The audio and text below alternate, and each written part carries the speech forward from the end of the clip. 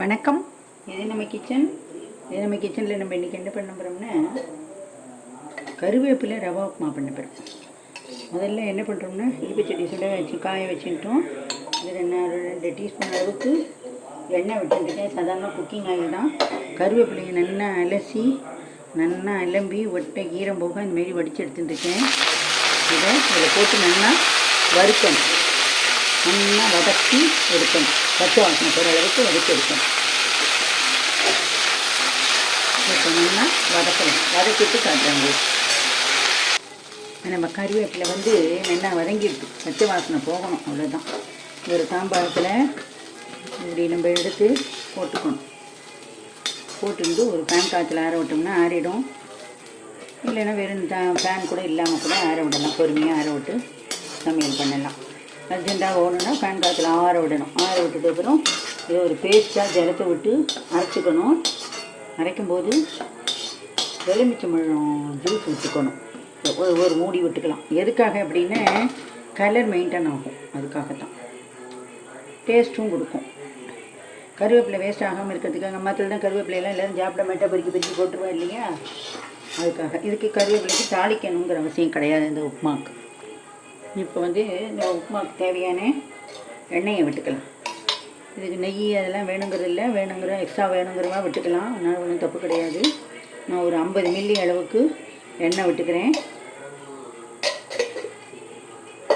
நான் சாதாரணமாக சின்ன டம்ளரில் இந்தமாரி டம்ளரில் இந்த டம்ளர் 150 கிராம் பிடிக்கும்னு நினைக்கிறேன். இந்த டம்ளரில் 2 எடுத்துட்டுருக்கேன். கும்பாரமாக ரவா எடுத்துட்டுருக்கேன். ஒரு பிடி சம்பா ரவையும் எடுத்துட்டுருக்கேன். இதில் இப்போது இதுக்கு ஒரு தாளிப்பு கொடுக்கணும். தாளிப்பு கொடுக்கறதுக்கு ஃபஸ்ட்டு கடுகை போட்டு கடுகு வெடித்து வருது. கடுகு வெடிச்சு கொடுத்து அடுப்பை நான் பெருசாக வச்சுக்கிறேன். கடலைப்பருப்பு 1 டேபிள் ஸ்பூன் அளவுக்கு கடலைப்பருப்பு, இன்னும் 1 டேபிள் ஸ்பூன் அளவுக்கு உளுத்தம்பருப்பு,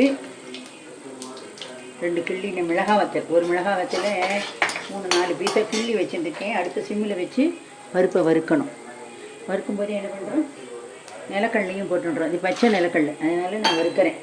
காஞ்ச வறுத்த நிலக்கடலைன்னா வறுக்கணுங்கிற அவசியம் கிடையாது.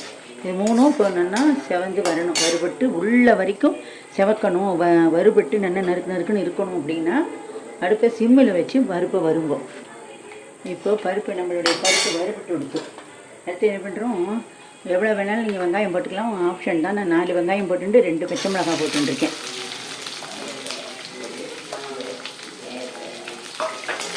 இதை வதக்கணும். வெங்காயம் இன்னும் வதங்கணும். இதுக்கு தேவையான உப்பு போட்டு விடலாம். இந்த வெங்காயம் அப்புறம் உப்புமா எல்லாத்துக்கும் சேர்த்து நான் இப்போ உப்பை போட்டுன்றேன். இது கூடயே நான் என்ன பண்ணுறேன், தக்காளி. இதெல்லாம் தக்காளிலாம் போடணும்னா டேஸ்ட்டுக்காக தான் நம்ம போடுறோம், ஆப்ஷன் தான்.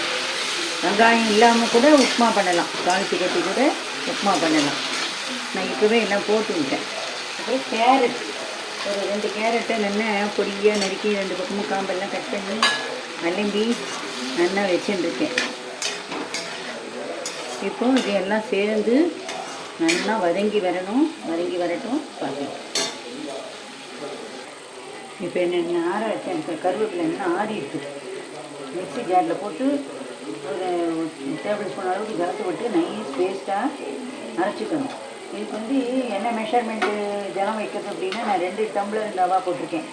கப்போ பாத்திரமோ எது போட்டாலும் நீங்கள் 2 போட்டேன்னா 4 வைங்க, 1க்கு 2 வைங்க. உதிரியாக வரணுன்னா கொஞ்சம் வாட்டர் ஸ்டைலில் கொஞ்சம் குழவா அப்படி எடுத்துப்பட்டு அல்வா மாரி வரணும் அப்படின்னா 2.5 பங்கு ஜலம் வைங்கோ. 1க்கு 2.5 பங்கு ஜலம் வைங்கோ. இந்த ஜலத்தையும் அளந்து வச்சுட்டோம்னா இதை விட்டு அரைக்கிறதுக்கும் மெஷர்மெண்ட்டை வச்சு விடலாம். இந்த ஜலத்தை அரைச்சி விடுறது அரைக்கிறதுக்கும் இதே ஜலத்தை வச்சுட்டாக்க மெஷர்மெண்ட்டு சரியாக இருக்கும். இப்போது நான் என்ன பண்ணுறேன், ஒரே ஒரு மூடி அரைக்கும்போது இதில் எலுமிச்சம்பழத்தை புழிஞ்சிக்க போகிறேன். இதை டேஸ்ட்டும் கொடுக்கும், ஒரு புளிப்பு சுவை கொடுக்கும்.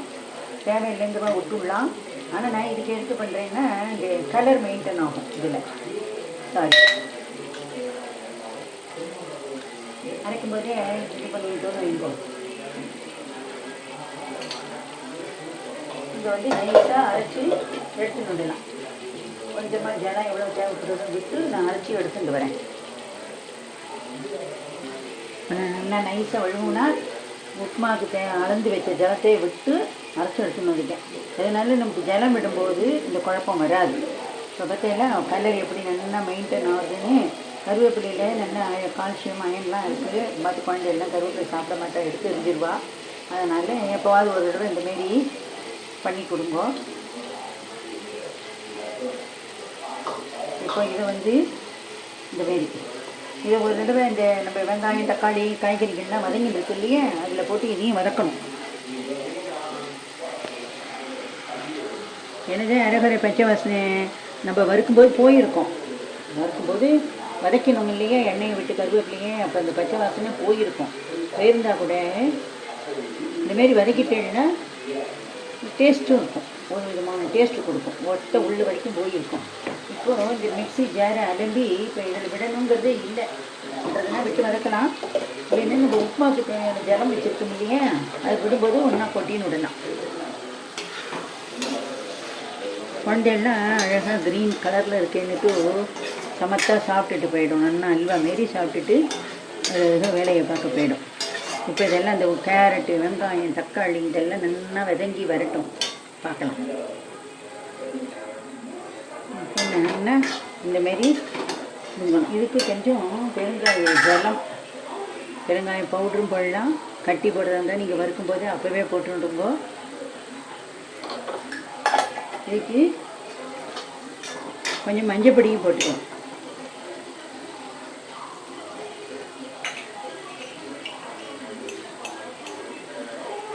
ஒரு டீஸ்பூன் அளவுக்கு மஞ்சள் பொடி.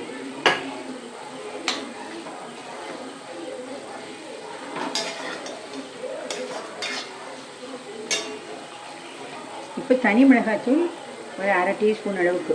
ஏன்னா நம்ம கருவேப்பிலை போட்டிருக்கனால ஒரு சப்புன்னு ஒன்று போயிடக்கூடாது உப்புமா அதுக்கு என்ன தான் பச்சை மிளகாய் போட்டிருக்கோம் காஞ்ச மிளகாய் போட்டிருக்கோம்னாலும் கொஞ்சம் இந்தமாரி தனி மிளகாத்தூளை போட்டு அப்போ தான் இந்த காயோட இந்த உப்பு காரங்கள்லாம் சேர்ந்து வரும். அதுக்காக தனி மிளகாத்தூள் ஒரு அரை டீஸ்பூன் அளவுக்கு நான் போட்டுருக்கேன். தேவையானதை போட்டுக்கோங்க. நல்லா வதங்கட்டும். இப்போது இதெல்லாம் நல்லா வதங்கிடுச்சு. முந்திரி பருப்பு இருக்கிறவா ரிச்னஸ் வேணும்னா முந்திரி பருப்பு கூட போட்டுக்கலாம் தாளிக்கும் போது. ரொம்ப நல்லா இருக்கும் அந்த உப்புமா. தயவு செஞ்சு மிஸ் பண்ணாமல் செஞ்சு பாருங்க. இப்போது நான் இந்த மிக்சியை இந்த ஜலத்தை விட்டு அலம்பி வச்சுட்டேன்.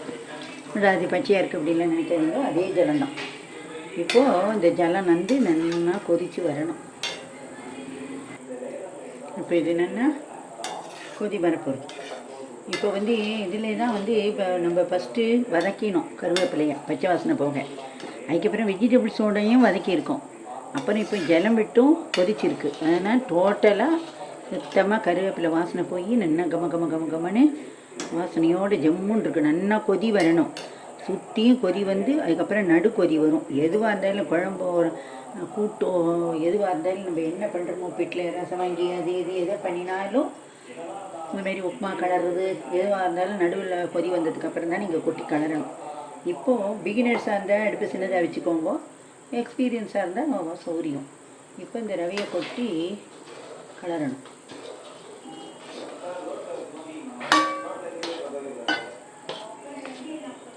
கருவேப்பிலையில் தான் சத்து இருக்குது, நிறைய சத்து இருக்குது அப்படிங்கிறதுக்காக நிறைய எல்லாம் போட முடியாது. அதுக்காக ஏதோ ஒரு லிமிட்டு தான் போட்டு பண்ணலாம். இப்போ நம்ம இதில் எலுமிச்சம்பழம் புழிஞ்சதுனால பார்த்தீங்கன்னா இந்த க்ரீன் கலர் அப்படி மெயின்டைன் ஆகுது.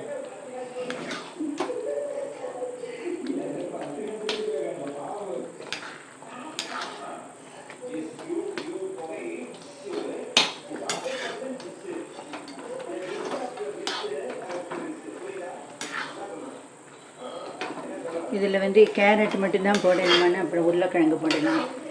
உருளைக்கிழங்கு அதுமாரி நிறைய காய்கறிஸ்லாம் போட்டோம்னா வெஜிடபிள் கிச்சடி மாரி போயிடும். அதனால தான் நான் அதெல்லாம் எதுவும் போடாமல் வெறும் வெங்காயம் தக்காளி கேரட்டு மட்டும் போட்டுருக்கேன். நம்ம கிச்சடிக்கு போடுற மாரி எல்லாம் போடலாம். பச்சை பட்டாணி இல்லை காஞ்ச பட்டாணி சவு கேரட்டு பீன்ஸு முட்டைக்கோசு உருளைக்கிழங்கு காலிஃப்ளவர் அப்படின்னுட்டு நம்ம எது வேணாலும் போட்டு பண்ணலாம். அதனால ஒன்றும் தப்பு கிடையாது. அது ஒரு டேஸ்ட்டு, இது ஒரு டேஸ்ட்டு. மாதிரி எல்லாம் பண்ணுங்க. ஃபஸ்ட்டு குழந்தையெல்லாம் ஆரம்பத்தில் இப்படி தான் வந்து சாப்பிட மாட்டேங்கும். அப்புறம் இது க்ரீன் கலராக இருக்கிறத பார்த்தோன்னா சின்ன குழந்தையெல்லாம் ஜம்முன்னு ஏதாவது ஒரு இதாக சொல்லி கதையை சொல்லி பொய்யை சொல்லி டிவியை போட்டு விட்டு சாப்பிட வச்சுருந்தோம். சத்து உடம்புல போகும். கண்ணுக்கு ரொம்ப நல்லது, ஹெல்த்துக்கு நல்லது.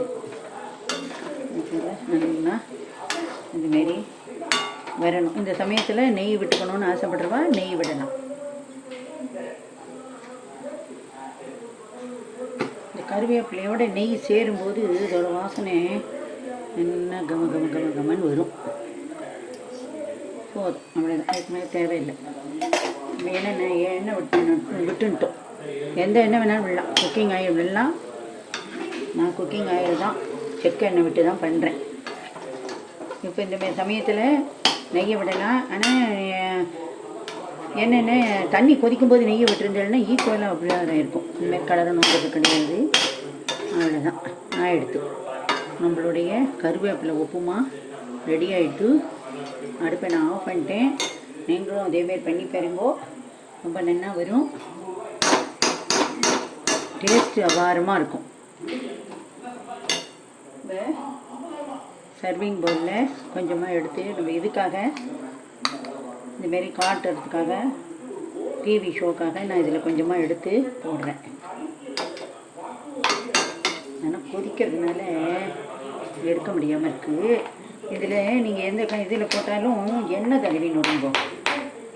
எண்ணெய் தடவின்ட்டு இதுமாரி போடுற பட்சத்தில் அப்போ தான் அது என்னன்னா எப்படி ரவாயை இதுக்கெல்லாம் நம்ம எண்ணெய் தடவணும் இல்லையா,